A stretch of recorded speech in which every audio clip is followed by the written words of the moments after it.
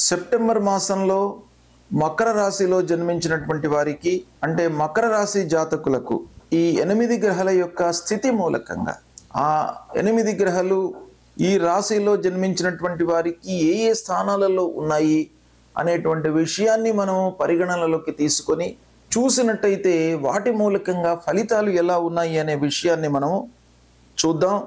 ముందుగా సూర్యుడు అష్టమ భాగ్య స్థానాలలో ప్రతికూలంగా సంచరిస్తున్నాడు. కుజుడు భాగ్య దశమ స్థానాలలో సంచరిస్తున్నాడు, ప్రతికూలం. బుధుడు అష్టమ భాగ్య స్థానాలలో అనుకూలం. గురువు షష్టమ స్థానంలో ప్రతికూలం. శుక్రుడు అష్టమ స్థానంలో అనుకూలం. శనైశ్చరుడు తృతీయ స్థానంలో అనుకూలం. రాహువు ద్వితీయ స్థానంలో, కేతువు అష్టమ స్థానంలో ప్రతికూలంగా ఉన్నారు. అయితే 14వ తారీఖు వరకు శుక్రుడు సప్తమ స్థానంలో సంచరిస్తున్నాడు, అది ప్రతికూలంగా ఉంటుంది. తదనంతరం అష్టమ స్థానంలోకి ప్రవేశిస్తున్నాడు, అది అనుకూలంగా ఉంటుంది. ఈ విధంగా గ్రహస్థితి ఉంది. గ్రహస్థితి ఈ స్థానాలలో ముఖ్యమైనటువంటి గ్రహాలు సంచరిస్తున్నాయి కనుక ఓవరాల్గా మనం చూసినట్టయితే మెజారిటీ ప్లానెట్స్ ప్రతికూలంగానే ఉన్నట్టుగా మనకు ఇక్కడ గోచరం అవుతుంది. శుక్రుడు తృతీయ స్థానంలో అనుకూలంగా ఉన్నప్పటికీ వక్రించి ఉన్నాడు గనక ద్వితీయ స్థానంలో సంచరిస్తూ ఉన్నటువంటి ఫలితం మనకు కొంత ఇచ్చేటువంటి అవకాశం ఉంది కనుక వక్రించినటువంటి గ్రహ అంత బలీయంగా ఉండడు, సత్ఫలితాలను ఇవ్వడానికి అంత అవకాశాలు ఉండవు. కానీ రాశి మారడం లేదు కనుక తృతీయ స్థానంలోనే ఉన్నాడు, కానీ వక్రించినాడు కాబట్టి మనము కొంత ఈ శనైశ్చరుడి మూలకంగా న్యూట్రల్ ఫలితాలను మనం ఎక్స్పెక్ట్ చేయవచ్చును. అయితే ఓవరాల్గా మట్టుకు చూసినట్టయితే గురువు, రాహువు, కేతువు, సూర్యుడు, కుజుడు ఇలాంటి గ్రహాలన్నీ కూడాను ప్రతికూలంగా సంచరిస్తున్నాయి గనక మకర రాశి జాతకులకు ప్రతికూలతనే ఎక్కువగా కనబడుతుంది ఈ సెప్టెంబర్ మాసంలో. అయితే గత మాసంతో పోల్చితే మట్టుకు కొంత అనుకూలం. ఆగస్టు మాసంతో పోల్చినట్టయితే సెప్టెంబర్ మాసంలో మకర రాశి వారికి కొంత అనుకూలత ఉంది. చేసేటువంటి వృత్తి వ్యాపారంలో రాబడి కొంత పెరుగుతుంది. అంత అనుకున్నంత పెరగకపోయినప్పటికీ ఎంతో కొంత పెరగడం మూలకంగా కొంత సంతృప్తిని పొందేటువంటి అవకాశాలు ఉన్నాయి. సంతృప్తిగా ఉంటారు. క్రయ విక్రయాలు మట్టుకు బాగా కొనసాగుతాయి. వ్యాపారం బాగా కొనసాగుతుంది. మీరు ఎక్స్పెక్ట్ చేసినంత లాభం రాకపోయినప్పటికీ వ్యాపారము సుఖమంగా ముందుకు జరుగుతుంది కాబట్టి అది ఒక రకంగా సంతృప్తికరమైనటువంటి విషయం. ఆర్థికంగా నిలదొక్కుంటారు. పూర్వం ఎదురైన ఆస్తి తగాదాలు, వైషమ్యాలన్నీ కూడాను దూరమవుతాయి. ఆరోగ్యంపై మట్టుకు ఈ మాసంలో శ్రద్ధ తీసుకోవడం చాలా అవసరం. పనిభారం పెరుగుతుంది, పనులలో నిమగ్నమవుతారు. తద్వారా మీరు ఆరోగ్యాన్ని ఓవర్లుక్ చేసేటువంటి అవకాశాలు కనబడుతున్నాయి. స్నేహితులను కలుసుకుంటారు, బంధువర్గంతో కొన్ని పనులు నెరవేరుతాయి. ఆధ్యాత్మికవేత్తలు సమాజంలో మంచి స్థాయిలో ఉన్నటువంటి వారితో పరిచయాలు ఏర్పడతాయి. వారిని కలుసుకోవడం మూలకంగా కొంత ప్రశాంతత పొందే అవకాశం బాగా కనబడుతుంది. విందులు, వినోదాలు హాజరవుతారు. ఇక విద్యార్థులు చదువుకునేటువంటి వారి విషయం ఆలోచించినట్టయితే కొంత శ్రమించవలసినటువంటి సమయం. శ్రమిస్తే మీరు మంచి ఫలితాలను పొందుతారు. ఏకాగ్రతతో మీరు ప్రయత్నం చేసినట్టయితే తప్పకుండా మీకు మంచి ఫలితాలు వస్తాయి. ఉన్నత విద్యకై చేసేటువంటి ప్రయత్నాలలో కొంత ఆటంకాలు కనబడుతున్నాయి కాబట్టి మీ వైపు నుండి ప్రయత్నము రెట్టింపు చేయాలి. మీ వైపు నుంచి నిరంతర ప్రయత్నం ఉన్నట్టయితే మీరు సాధించగలుగుతారు. ఉదాసీనత ఉన్నట్టయితే మీకు ఆ ఉన్నత విద్యకై చేసేటువంటి ప్రయత్నాల లోపల వాయిదా పడము, ఆటంకాలు ఇంకాను పెరిగేటువంటి అవకాశాలు ఉంటాయి. కాబట్టి మీరు కంటిన్యూస్ ప్రాసెస్లో ఎఫర్ట్స్ అనేది పెట్టాలి. ఇక ఆర్థికంగా బాగా కలిసి వస్తుంది. ఆలస్యం అయినప్పటికీ ఉన్నత విద్యలో మీరు జాయిన్ అవుతారు. హయ్యర్ ఎడ్యుకేషన్కు అనుకూలతనే ఉంది, ఆలస్యం మట్టుకు ఉంది. అంటే దీని మూలకంగా మనకేం తెలుస్తుంది అంటే మీ ఎఫర్ట్స్ అనేది ఫైనల్ రిజల్ట్ను ఇచ్చే అవకాశాలు ఉన్నాయి. మీకు అవకాశం ఉంది, ప్రయత్నం చేయండి, తప్పకుండా అనుకూలిస్తుంది. ఇక ప్రారంభించినటువంటి పనుల్లో మటుకు ఆటంకాలు ఉన్నాయి. ఆర్థికపరమైనటువంటి సమస్యలు అప్పుడప్పుడు వస్తూ ఉంటాయి. ఊహించని ఆటంకాల మూలకంగా మీరు అనుకున్న సమయంలో ప్రారంభించినటువంటి పనులను పూర్తి చేయలేకపోతారు. కోర్టు కేసులలో మట్టుకు అనుకూలమైనటువంటి ఫలితాలు ఉన్నాయి. ఈ విధంగా మకర రాశి జాతకులకు గ్రహస్థితి ప్రతికూలంగా ఉంది కనుక ముఖ్యంగా ఉద్యోగస్తులు,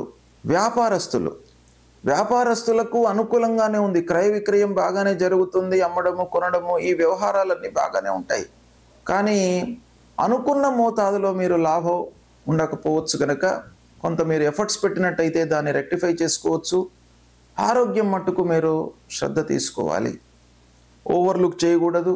ఫ్రెండ్ సర్కిల్స్తో మీరు దురుసుగా ఉన్నట్టయితే ఇబ్బందులను ఎదుర్కొంటారు కనుక ఫ్రెండ్ సర్కిల్స్తో, ఆత్మీయులతో, చిన్ననాటి మిత్రులతో, బంధువర్గంతో, వీళ్ళందరితో కూడాను మీరు మాట్లాడేటప్పుడు చాలా జాగ్రత్తగా మాట్లాడండి.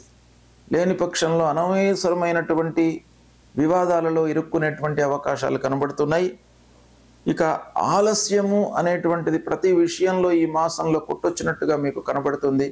కాబట్టి మీరు ప్రణాళికాయుతంగా ఆలోచించి ప్రోగ్రాం వేసుకోవడము, అనుభవజ్ఞుల యొక్క సహాయ సహకారాలు తీసుకోవడము, మీరు ప్రారంభించేటువంటి పనిని కూలంకషంగా అర్థం చేసుకొని పూర్వాపరాలను బాగా ఆలోచించి ప్రారంభించినట్టయితే కొంతలో కొంతైనా కూడాను ఆ ఆలస్యాన్ని మీరు రెక్టిఫై చేసుకునేటువంటి అవకాశాలు ఉన్నాయి. ఇక ప్రారంభంలో కుటుంబ వాతావరణం కొంచెం అనవసరమైనటువంటి వాగ్వివాదాలకు గురయ్యేటువంటి అవకాశం ఉంది 14వ తారీఖు వరకు. కనుక 14వ తారీఖు వరకు ఇంటిలో భార్య పిల్లలతో కానివ్వండి, కుటుంబ పెద్దలతో కానివ్వండి, మీరు అనవసరమైనటువంటి చర్చల్లోకి వెళ్ళకండి. 14 తర్వాత మళ్ళీ మీకు కుటుంబ వాతావరణం మీకు అనుకూలిస్తుంది. అందరి సహాయ సహకారాలతో మీరు అద్భుతాలను సంపాదించేటువంటి అవకాశాలు ఉన్నాయి. చాలా పనుల లోపల కూడాను మీకు సత్ఫలితాలు కలుగుతాయి. ఈ విధంగా గ్రహస్థితి ఉంది. దీనిని జాగ్రత్తగా మీరు చేసుకున్నట్టయితే శుభ ఫలితాలను బాగా పొందేటువంటి అవకాశాలు ఉన్నాయి. గ్రహస్థితి ప్రతికూలంగా ఉన్నప్పుడు మనము కొన్ని పరిహారాలను చేసుకోవడము చాలా మంచిది. ఈ పరిహారాలు అనంటే వ్యక్తిగతంగా కొన్ని మనం చేసుకోవడము, కొన్ని కార్యక్రమాలు, జపాలు, హోమాలు, తర్పణాలు ఇవి చేయడము రెండవ విధి. మొదటి కర్తవ్యము మనం చేసుకోవడం చాలా ముఖ్యమైనటువంటిది. రాశిపరంగా లేదా వ్యక్తిగత జాతకంలో గ్రహస్థితి ప్రతికూలంగా ఉన్నప్పుడు ఏ గ్రహాలు ప్రతికూలంగా ఉన్నప్పుడు ఏం చేసుకోవాలి అనేటువంటి విషయాన్ని మీకు తెలియజేస్తాను. సూర్యుడు ప్రతికూలంగా ఉన్నప్పుడు అంటే రాశి పరంగా మనము జన్మించినటువంటి రాశి పరంగా సూర్య భగవానుడు 1, 2, 4, 5, 7, 8, 9, 12 ఈ స్థానాలలో సంచరిస్తున్నప్పుడు సాధారణంగా మనకు సూర్యుడికి సంబంధించినటువంటి ఫలితాలు ప్రతికూలంగా ఉంటాయి. కనుక ఆ సూర్య భగవానుణ్ణి ప్రీతి చేసుకోవడానికి, సూర్యుడి మూలకంగా కలిగేటువంటి ఫలితాలను నిర్వీర్యం కావడానికి, అనుకూలంగా మనం మోల్డ్ చేసుకోవడానికి ఏం చేయాలి? సూర్యుడికి సంబంధించినటువంటి మూలమంత్రాన్ని మీరు నిత్యం పఠించడము, శివాభిషేకం చేయడము.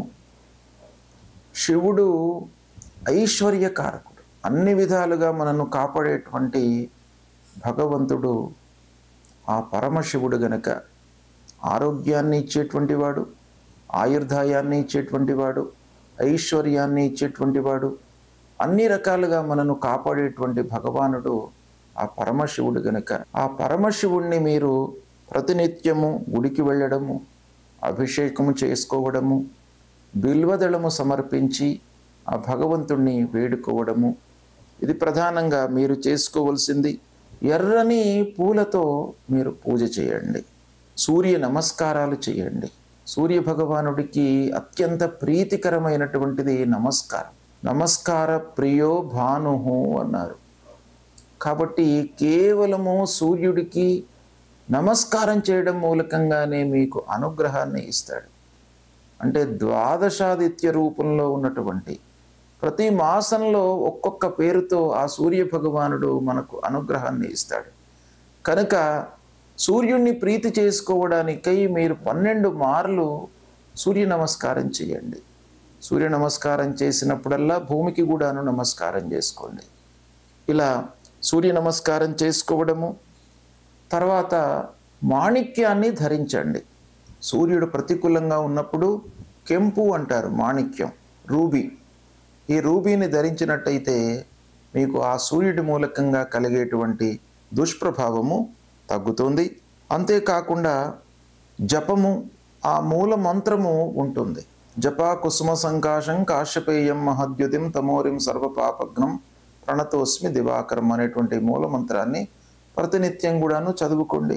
సరే, ఇవన్నీ చేయడానికి మనకు సమయం లేదు అని అనుకుంటే కేవలము మీరు స్నానం చేసిన తర్వాత కొద్దిగా ఎండలోకి వచ్చి ఒక 2 నిమిషాలు ఎండలో నిలబడి సూర్య భగవానుడికి నమస్కారం చేసుకోండి. మీకు అన్నీ కూడాను అనుకూలత, అనుగ్రహాన్ని మీకు ఇస్తాడు. కనుక ఈ విధంగా సూర్యుడిని ప్రీతి చేసుకోండి. తర్వాత 2వ గ్రహము అంగారకుడు. అంగారకుడు చాలా విషయాలలో మనకు అనుకూల ప్రతికూలతను ఇస్తూ ఉంటాడు.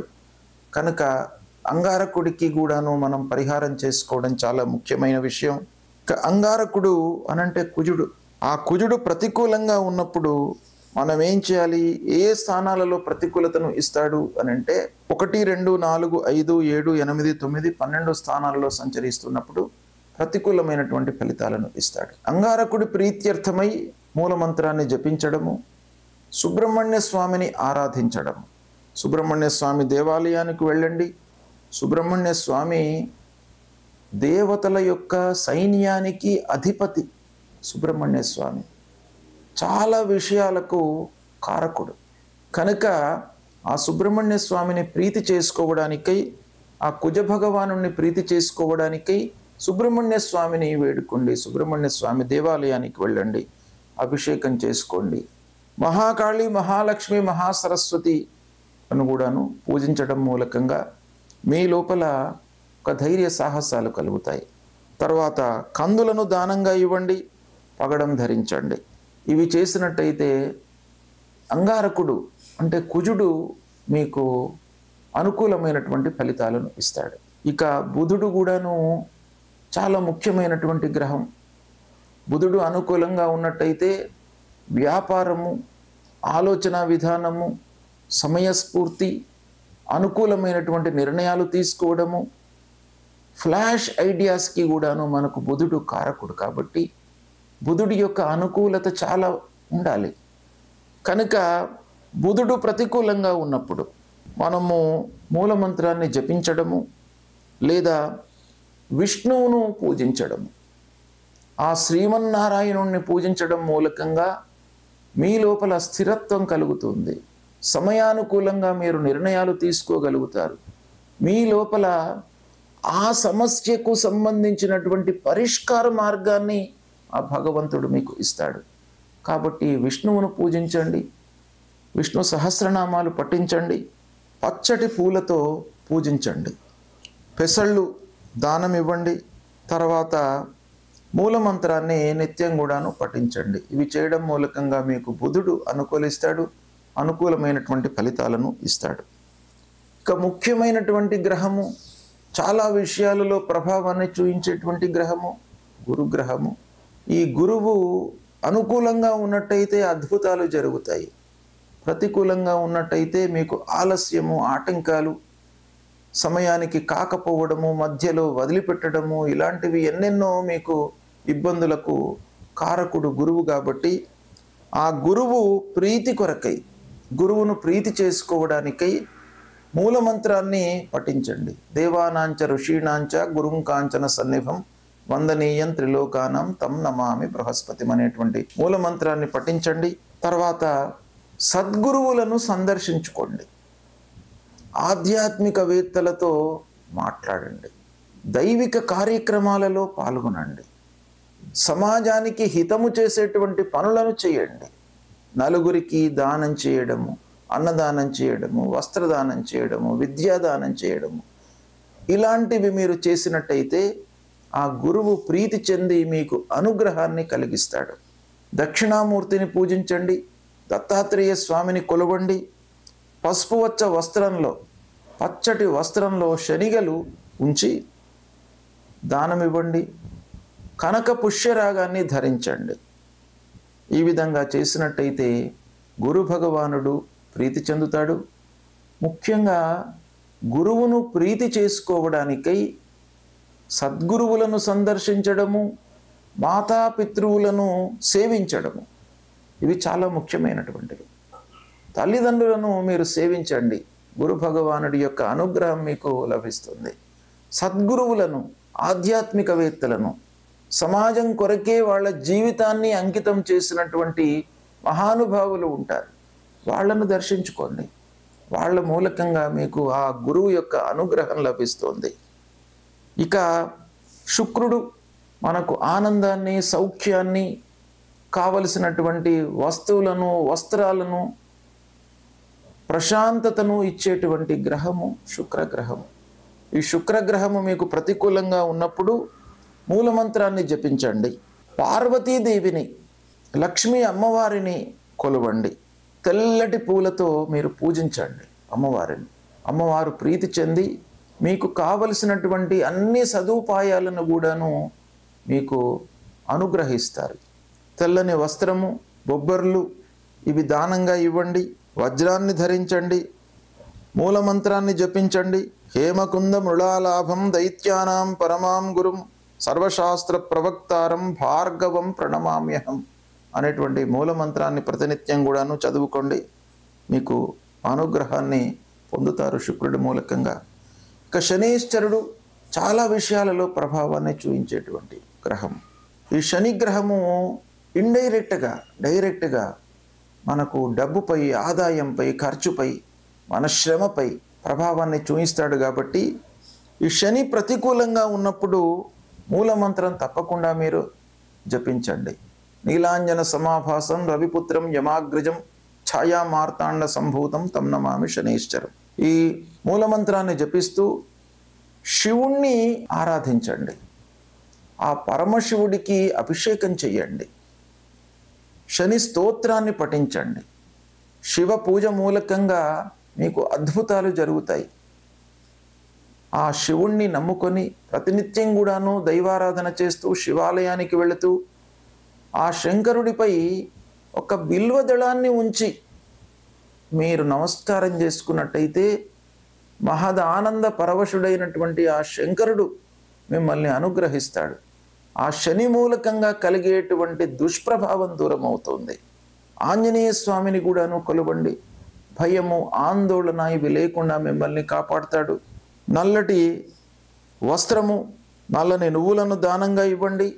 ఇంద్రనీలాన్ని ధరించండి. ఇవి చేయడం మూలకంగా శని యొక్క ప్రభావం తగ్గుతుంది. శని స్తోత్రము ఉంటుంది.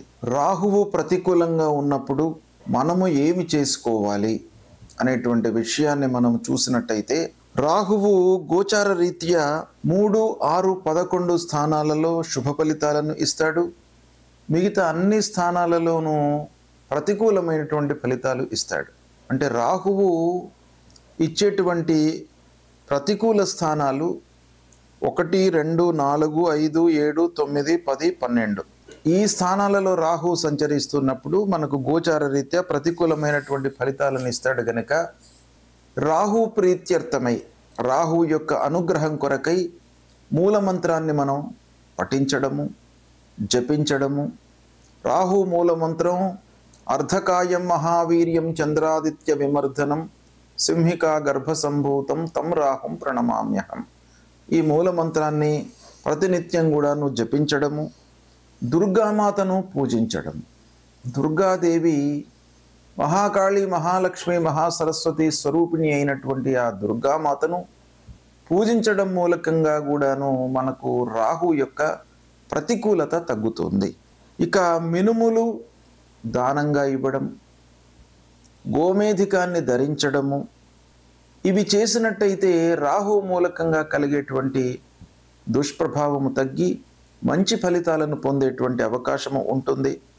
కాబట్టి ఇవి దానము, పారాయణము, జపము, దానము ఇవి ఇవ్వడం మూలకంగా మనకు మంచి జరుగుతుంది కనుక ముందుగా మీరు చేయవలసినటువంటిది అమ్మవారిని ప్రతినిత్యం కూడాను దర్శనం చేసుకోండి. అమ్మవారిని దర్శనం చేసుకున్నట్టయితే దుర్గే స్మృత హరతి భీతిమశేష జంతోహో స్వస్థై స్మృత మతిమతీవ శుభాం దదాతి అని అన్నారు.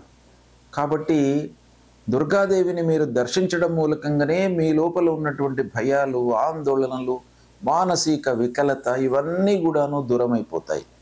కనుక అమ్మవారిని ప్రతినిత్యం కూడాను దర్శించండి, పూజించండి. ఇక కేతువు ప్రతికూలంగా ఉన్నప్పుడు కేతువు కూడాను 1, 2, 4, 5, 7, 9, 10, 12 స్థానాలలో సంచరిస్తున్నప్పుడు ప్రతికూలమైనటువంటి ఫలితాలను ఇస్తాడు. కనుక కేతు ప్రీత్యర్థమై జపము అంటే మూలమంత్ర జపము చేయడము, పలాశ పుష్ప సంకాశం తారక గ్రహమస్తకం రౌద్రం రుద్రాత్మకం ఘోరం తం కేతుం ప్రణమామ్యహం అనేటువంటి మూలమంత్రాన్ని ప్రతినిత్యం కూడాను చదువుకోవడము, గణపతిని పూజించడము. కేతువుకు సంబంధించినటువంటి అధిష్టాన దేవత గణపతి, విఘ్నాధిపతి. మనకు విఘ్నాలు రాకుండా మన జ్ఞానము సన్మార్గంలో ప్రయాణించేటట్టుగా మంచి ఆలోచనలు రావడానికి, సమయ స్ఫూర్తితో మనము నిర్ణయాలు తీసుకోవడానికి గణపతి ఆరాధన అనేటువంటిది చాలా ముఖ్యమైనటువంటిది. ఈ గణపతిని ఆరాధించినట్టయితే, గణపతిని పూజించినట్టయితే మీకు తప్పకుండా ఈ కేతు మూలకంగా కలిగేటువంటి దుష్ప్రభావము తగ్గుతుంది. ఉలవలు దానంగా ఇవ్వండి, వైడూర్యాన్ని ధరించండి. ఇవి చేయలేనటువంటి వాళ్ళు కేతువుకు సంబంధించినటువంటి స్తోత్రం ఉంటుంది. ఆ స్తోత్రము ప్రతినిత్యం కూడాను మీరు పఠించినా కూడాను మీకు కేతువు మూలకంగా కలిగేటువంటి దుష్ప్రభావం దూరమవుతుంది, అనుకూల ఫలితాలు ఉంటాయి. ఈ విధంగా ఈ గ్రహాలకు చెప్పబడినటువంటి పూజలు, దానాదులు, నవరత్నాలు ధరించడము వీటి మూలకంగా మీకు అనుగ్రహం లభిస్తుంది. ముందు దేవతా అనుగ్రహం కొరకై దేవాలయానికి వెళ్ళండి, సద్గురువులను దర్శించుకోండి. ఇవి దర్శించుకున్నట్టయితే మీకు ఈ దుష్ప్రభావం దూరం అవుతుంది, మంచి ఫలితాలు కలుగుతాయి. సెప్టెంబర్ మాసంలో ముఖ్యమైనటువంటి పండుగల గురించి తెలియజేస్తాను. 1వ తారీఖు 1 సెప్టెంబర్ సోమవారం అదుఃఖ నవమి. అంటే ఈ నవమి రోజున నందాదేవిని పూజించడం మూలకంగా, అంటే సంతోషాన్ని మనకు ఇచ్చేటువంటి అమ్మవారు నందాదేవి. ఈ నందాదేవిని పూజించడం మూలకంగా మనకు జీవితంలో దుఃఖాలు మన దరి చేరకుండా ఉంటాయి అనేటువంటిది శాస్త్రం చెప్తోంది. కనుక అందరూ కూడాను నందాదేవిని పూజించడం మూలకంగా సుఖ సంతోషాలు మీ జీవితంలో కలుగుతాయి. కనుక ఈ రోజున అమ్మవారి పూజ చేయండి. ఇక 2వ తారీఖు నాడు మంగళవారం జ్యేష్ఠ గౌరీ విసర్జనం. అంటే జ్యేష్ఠ గౌరీని మనము ఆవాహన చేసి పూజించి ఈ రోజున విసర్జన చేయడం జరుగుతుంది. లక్ష్మీ జ్యేష్ఠ వీళ్ళిద్దరు కూడాను హిందూ సాంప్రదాయం ప్రకారంగా ఒకరు మనకు ధనాన్ని, కావలసినటువంటి స్థితిగతులను ఇచ్చేటువంటి వాళ్ళు, ఒకరు మనకు దుఃఖాన్ని కలిగించేటువంటి వాళ్ళు, కష్టాలను కలిగించేటువంటి వాళ్ళు. ఇద్దరిని కూడాను మనం పూజిస్తాం మన శాస్త్రం ప్రకారంగా. కనుక మహాలక్ష్మి వ్రతారంభము గత మాసంలోనే 31 ఆగస్టు రోజున ప్రారంభమయ్యి 1వ తారీఖున ఈ సెప్టెంబర్ మాసంలో గౌరీదేవిని పూజించడము, జ్యేష్ఠ గౌరీ, జ్యేష్ఠ రూపంలో ఉన్నటువంటి గౌరీదేవిని పూజించడము, 2వ తారీఖు నాడు ఆ గౌరీమాతను, జ్యేష్ఠ రూపంలో ఉన్నటువంటి గౌరీమాతను పూజించి విసర్జించడం. ఇది ఈ 3 రోజుల కార్యక్రమం అన్నమాట. దీని మూలకంగా కూడాను మనకు అనర్థాలు జరగకుండా ఉంటాయి. లక్ష్మి రావడము, వచ్చినటువంటి లక్ష్మి మనకు స్థిరంగా ఉండడానికి ఇది ఈ పూజా విధానము, ఈ ఆరాధన ఉపయోగపడుతుంది. ఇక 3వ తారీఖు బుధవారం సర్వేషాం పరివర్తిని ఏకాదశి. ఈ ఏకాదశి చాతుర్మాస్యాల లోపల వస్తుంది. మనకు భాద్రపద మాసంలో వచ్చేటువంటి ఏకాదశి చాలా పరివర్తనను తీసుకువస్తుంది మన జీవితంలో. కనుకనే ఈ ఏకాదశికి పరివర్తన ఏకాదశి అని మనకు శాస్త్రంలో చెప్పబడి ఉంది. అంటే ఈ ఏకాదశి రోజున ఉపవాసం చేసి ద్వాదశి రోజున పారణ చేసినట్టయితే మనకు మన జీవితం లోపల పరివర్తన జరుగుతుంది. అంటే అంతకు ముందు ఉన్నటువంటి విధానం నుండి ఒక సుఖమయమైనటువంటి జీవిత విధానంలోకి మీరు పరివర్తన చెందడానికి ఈ ఏకాదశి అనేటువంటిది మీకు ఉపయోగపడుతుంది. కనుక దీన్ని మీరు ఆచరించండి. ఇక 4వ తారీఖు గురువారం వామన జయంతి. వామన జయంతి, వామనుడు దశావతారాల లోపల అవతారం. ఈ వామనుణ్ణి పూజించడం మూలకంగా అనర్థాలన్నీ కూడాను దూరమవుతాయి, అత్యాశలకు తావు లేకుండా ఉంటుంది. కాబట్టి ఈ వామనుణ్ణి మనము ఈ రోజున పూజిస్తాం. తర్వాత భువనేశ్వరి మాత యొక్క జయంతి కూడాను ఇదే రోజు అవుతుంది. ఆ భువనేశ్వరి మాత అనుగ్రహం మూలకంగా మనకు అన్ని రకాల సౌకర్యాలు, సుఖాలు జీవితంలో కలుగుతాయి. కనుక ఈ రోజున భువనేశ్వరి మాతను కూడాను పూజిస్తాం. ఇదే రోజు నుండి చాతుర్మాస్య దీక్షను పాటిస్తున్నటువంటి వాళ్ళు క్షీరాన్ని అంటే పాలను త్యజిస్తారు. ఈ రోజున దధి దానంగా ఇస్తారు, అంటే పెరుగు దానం చేసి క్షీరాన్ని వర్జిస్తారు.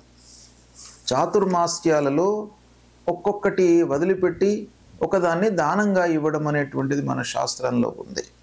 ఇక 6వ తారీఖు శనివారం గణేష నిమజ్జనం. అనంత చతుర్దశి రోజున గణేశుణ్ణి మనము నిమజ్జనం చేయడము శాస్త్ర విహితంగా ఉంది. గత నెల 27వ తారీఖు నాడు వినాయక చవితి బుధవారం. ఆ రోజున వినాయకుణ్ణి మనం స్థాపన చేసి షోడశోపచార పూజలు చేసి నైవేద్యము ఉండ్రాళ్ళు సమర్పించి చంద్రోదయం వరకు చంద్రుణ్ణి మనము చూడకుండా, అంటే చంద్ర దర్శన నిషేధము మనకు వినాయక చవితి రోజున ఉంటుంది. రాత్రి 9 వరకు చంద్రుణ్ణి చూడకుండా ఉండాలి, దాని తర్వాత చూడవచ్చును. ఆ లోపల ఒకవేళ చంద్రుణ్ణి మనం చూసినట్టయితే అనవసరమైనటువంటి నిందలకు విమర్శలకు గురి అవుతారు అనేటువంటిది మనకు శాస్త్రం చెప్తుంది. ఆ రోజున మనము స్థాపన చేసినటువంటి వినాయకుడిని ప్రతినిత్యం కూడాను షోడశోపచార పూజ చేసి నైవేద్యము సమర్పించి ఆ గణపతి విఘ్నరాజు యొక్క అనుగ్రహాన్ని పొంది మళ్ళీ గణేశుణ్ణి 6వ తారీఖు శనివారం రోజున నిమజ్జనం చేయడం అనేటువంటిది మన శాస్త్రంలో ఉంది. ఇది ప్రధానంగా అనంత చతుర్దశి రోజున గణేష నిమజ్జనం అనేటువంటిది మనం జరుపుతాం. అదే రోజున అనంత పద్మనాభ స్వామిని పూజిస్తాం. అనంత పద్మనాభ స్వామి యొక్క వ్రతము ఆ రోజున ఆచరిస్తాం. ఇక 7వ తారీఖు నాడు ఆదివారము చంద్రగ్రహణము ఉంది. ఖగ్రాస చంద్రగ్రహణం. ఈ గ్రహణము రాత్రి 9:57 నుండి రాత్రి 1:27 వరకు ఉంది. ఇది సంపూర్ణ చంద్రగ్రహణము. ఈ గ్రహణము ఏ రాసులలో వస్తుంది, ఎవరు ఆచరించాలి, ఎవరు చూడకూడదు, ఎవరు చూడాలి, ఈ గ్రహణానికి సంబంధించినటువంటి విధి విధానాలను మీకు తర్వాత నేను వివరంగా తెలియజేస్తాను. ఇక 8వ తారీఖు సోమవారం రోజున మహాలయ పక్షారంభం. దీన్ని పితృపక్షాలు ప్రారంభము అని అంటారు. అంటే మనను పెంచి పెద్ద చేసి మనకు జీవితాన్ని జన్మను ప్రసాదించినటువంటి తల్లిదండ్రులకు వారిని ఉద్దేశించి వాళ్ళు జన్మ మనకు ఇవ్వడం మూలకంగా మనము ఈ స్థితిలో ఉన్నాం. కనుక తల్లిదండ్రులు జీవించి ఉన్నంత వరకు వాళ్లకు సపర్యలు చేస్తూ దేహత్యాగం చేసిన తర్వాత వాళ్ళ విషయమై తర్పణాలు, పిండ ప్రదానాలు, దానాదులు ఇవన్నీ కూడాను చేయడము ఈ మహాలయ పక్షం లోపల మనకు శాస్త్రం చెప్పింది. గనక మహాలయ పక్షారంభము 8వ తారీఖు సోమవారం నాడు ప్రారంభమవుతుంది. ఇక 10వ తారీఖు బుధవారం సంకష్టహర చతుర్థి. అన్ని కష్టాలను దూరం చేసేటువంటి ఆ మహాగణాధిపతికి ఈ రోజున ఉపవాసము ఉండి రాత్రి 8:14 నిమిషముల వరకు ఉపవాసాన్ని ఆచరించి తదనంతరము భోజనం చేయడం ద్వారా ఆ గణపతి సంతృప్తి చెంది మీకు కష్టాలు కలగకుండా చూస్తాడు, అనుగ్రహిస్తాడు. కనుక సంకష్టహర చతుర్థి వ్రతాన్ని ఆచరించండి. ఇక తరువాత మళ్ళీ ముఖ్యమైనటువంటి పండుగ 19వ తారీఖు శుక్రవారం మాస శివరాత్రి. ప్రతి మాసం లోపల కూడాను అమావాస్య కంటే ముందు పరమశివుడికి అత్యంత ప్రీతికరమైనటువంటి రోజు మహాశివరాత్రి. అందులో ప్రతి నెలకొక్కసారి వచ్చేటువంటిది మాస శివరాత్రి. ప్రతి మాసంలో అమావాస్య కంటే ముందు వస్తుంది గనక మాస శివరాత్రి అన్నాం. మహాశివరాత్రి అనేది సంవత్సరానికి ఒక మారు వస్తుంది. అయితే ఈ మాస శివరాత్రి రోజున ప్రదోషకాలం వరకు ఉపవాసం చేసి ప్రదోషకాలంలో శివుడికి ఆ పరమశివుణ్ణి అభిషేకించేసి బిల్వదళము సమర్పించి మనము భోజనం చేసినట్టయితే ఆ పరమశివుడు సంతృప్తి చెంది మనకు ఐశ్వర్యాన్ని ప్రసాదిస్తాడు అనేటువంటి శాస్త్రం చెప్తుంది కనుక ప్రతి మాస శివరాత్రి రోజున మీరు శివాలయానికి వెళ్ళండి, శివుణ్ణి దర్శించుకోండి, వీలైతే అభిషేకం చేయండి, లేదా అభిషేచనం చేసేటువంటి కార్యక్రమంలో పాల్గొనండి, అన్నదానం చేయండి. ఇక 20వ తారీఖు శనివారం మహాలయాంతర్గతంగా ఒక ప్రత్యేకమైనటువంటి దినం. ఎవరైతే అనూహ్యంగా యాక్సిడెంట్స్ లోపల ఎవరైతే గతిస్తారో వాళ్లను ఉద్దేశించి వాళ్ళ ప్రీత్యర్థమై చేసేటువంటి రోజు. అంటే వాళ్ళ ప్రీత్యర్థమై పిండ ప్రదానము, తర్పణాలు, శ్రాద్ధాదులు చేసేటువంటి దినం అన్నమాట. దీన్ని మనం ఏమంటాం? విషశస్త్రాదిహత జనానాం మహాలయ. అంటే విషము తీసుకోవడం మూలకంగా సూసైడ్ చేసుకున్నటువంటి వాళ్ళు, లేదా విష ప్రయోగం మూలకంగా గతించినటువంటి వాళ్ళు, శస్త్రాదులకు లోనై గతించినటువంటి వాళ్ళు, యాక్సిడెంట్స్ అయ్యి గతించినటువంటి వాళ్ళు, ఇలా ఊహించకుండా జన్మము అంటే ఆ పుట్టుక, ఆ జీవితము అర్ధాంతరంగా ఎప్పుడైతే ఉంటుందో అలాంటి వాళ్లకు ఈ రోజున మనం పిండ ప్రదానం చేయడం మూలకంగా వాళ్ళ మూలకంగా ఆ కుటుంబానికి హాని కలగకుండా వాళ్ళ యొక్క అనుగ్రహం లభిస్తుంది అని శాస్త్రం చెప్తుంది. ఇక 21వ తారీఖు ఆదివారం సర్వపితృ మహాలయ అమావాస్య. ఇది చాలా ముఖ్యమైనటువంటి దినం. మహాలయ అమావాస్య అంటాం. ప్రహతంలో మహాలయ అమావాస్య, సర్వపితృ మహాలయ అమావాస్య. అందరు పితృదేవతలకు మనము ఈ రోజున వాళ్లను ఉద్దేశించి వాళ్ళ పేర్లు ఉచ్చారణ చేసి తర్పణాలు చేయడము, పిండ ప్రదానాలు చేయడము, వాళ్ళ ప్రీత్యర్థమై అన్నదానాలు చేయడము, వస్త్రదానం చేయడము, వీటి మూలకంగా పితృదేవతలందరూ కూడాను సంతృప్తి చెంది మనను అనుగ్రహిస్తారు. ఆ అనుగ్రహం మూలకంగా వంశము వృద్ధి అవుతుంది. మళ్ళీ మన సంతానము కూడాను ఒక స్థితికి రావడానికి అవకాశము ఉంటుంది అనేటువంటిది శాస్త్రం చెప్తుంది. కాబట్టి సర్వపితృ మహాలయ అమావాస్య తల్లిదండ్రులు గతించినటువంటి వాళ్ళు ఈ రోజున వాళ్ళ ప్రీత్యర్థమై తప్పకుండా చేసుకోవాలి. ఇక 22 సెప్టెంబర్ సోమవారం నవరాత్రులు ప్రారంభమవుతాయి. దసరా నవరాత్రులు. ఈ రోజున శారదా అమ్మవారికి కలుష స్థాపనతో ఈ నవరాత్రులు ప్రారంభమవుతాయి. ఇక ఇందులో భాగంగా నవరాత్రిలో భాగంగా 30వ తారీఖు మంగళవారం దుర్గాష్టమి, మహాష్టమి, కాళికాష్టమి ఈ అమ్మవారికి మనం పూజలు చేసుకుంటాం. ఈ మహాష్టమి రోజున 1వ తారీఖు మళ్ళీ అక్టోబర్ వచ్చే మాసం 1వ తారీఖు నాడు మహర్నవమి, సరస్వతి పూజ, సువాసిని పూజ, ఆయుధ పూజ ఇవన్నీ కూడాను మహర్నవమి రోజున చేసుకుంటాం. ఇక 2వ తారీఖు విజయదశమి. వచ్చే అక్టోబర్ మాసంలో 2వ తారీఖు విజయదశమి దసరా పండుగ.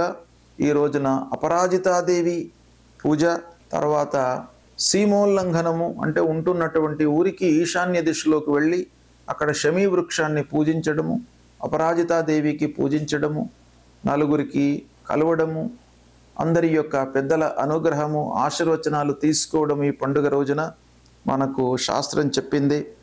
ఇలా ఇవి ముఖ్యమైనటువంటి పండుగలు ఈ సెప్టెంబర్ మాసంలో ఉన్నాయి. వీటిని ఆచరించినట్టయితే మనకు పండుగలు ఏదో కాకతాళీయంగా చెప్పినటువంటివి కావు. ఋషులు దర్శించి వాటి యొక్క అనుభవాన్ని వాళ్ళు ఆ పండుగల యొక్క అనుభవములోకి తీసుకొని అవి మానవాళికి మనకు అందించారు. అంటే మానవులందరూ కూడాను ఈ పండుగలు ఆచరించడం మూలకంగా ఒక సుఖమయమైనటువంటి జీవితాన్ని గడపాలి అనేటువంటి ఉద్దేశంతో వాళ్ళు దర్శించి మనకు సూచించినటువంటి పండుగలు. కాబట్టి ఆయా పండుగల లోపల శాస్త్రవిహితంగా ఏ దేవుడికి, ఏ అధిపతికి, ఎవరికి ఎలా చేయాలి అనేటువంటి విషయాన్ని తెలుసుకొని దాన్ని మీరు ఆచరించినట్టయితే మీకు ఉత్తమమైనటువంటి ఫలితాలు కలుగుతాయి. ఏ గ్రహాలు ఏ రాసులలో సంచరించినప్పటికీ, అష్టమ స్థానంలో ఉన్నప్పటికీ, ద్వాదశ స్థానంలో ఉన్నప్పటికీ, ఏ విధంగా ఉన్నప్పటికీ మీరు ఈ పండుగలను విధి విధానంగా ఆచరించి భగవంతుడి యొక్క అనుగ్రహాన్ని తీసుకొని పెద్దల యొక్క ఆశీర్వచనాన్ని పొందినట్టయితే మీకు అన్నీ కూడాను అనుకూలమైనటువంటి ఫలితాలే ఉంటాయి అని మన శాస్త్రం చెప్తుంది. ఇది ఋషి వచనం కాబట్టి ఇది తప్పకుండా మీరు పాటించండి. శుభం.